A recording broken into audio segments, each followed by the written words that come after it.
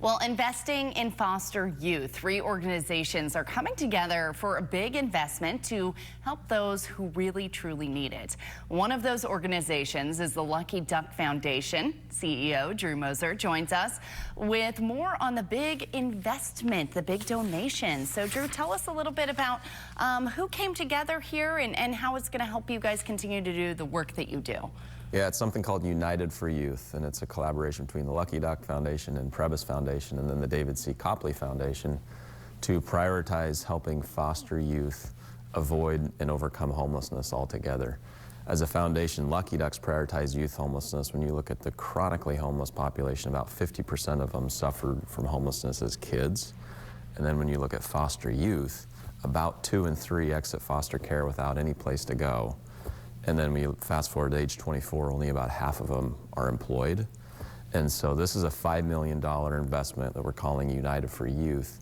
That's a collaboration of about 40 different organizations in the foster youth and homeless youth space that's going to give foster youth connections to employment opportunities, mentorship, and housing.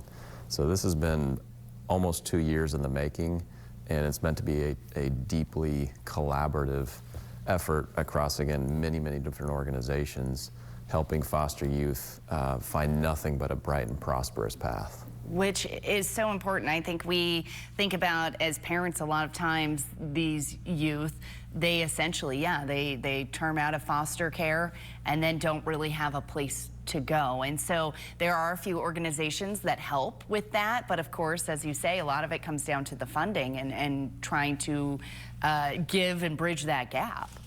Without a doubt. And I think funding for sure is a big part of it. I think the other part of it is a lot of these organizations didn't know that each other existed.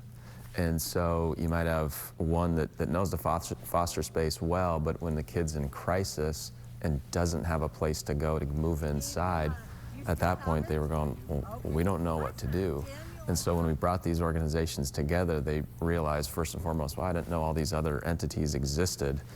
And we launched this on Thursday, and Friday morning we were getting emails about, oh, this kid came in crisis, I knew who to call, Urban Street Angels and the Youth Assistance Coalition, and boom, their housing issue was resolved, and so these kids won't end up on the street. So it's created, what we've tried to create, what we believe we've created is this unified sort of stitched together system where in theory there's no gaps for these kids and there's no wrong door. They could come into promises to kids or just in time for foster youth, and they might go, well, we don't have the exact service that you need, but go over here. And it's not just here's a phone number, it's we're going to make sure you get connected and get exactly what you need so that, again, these youth can just have a totally healthy and fulfilling life. Yeah, so wonderful that all of these organizations are coming together to ensure that. And so what is the next steps? What are you guys looking to do now? Yeah, so this is a $5 million commitment over the next 2 years. If folks want to learn more, they can go to luckyduckfoundation.org/United for Youth.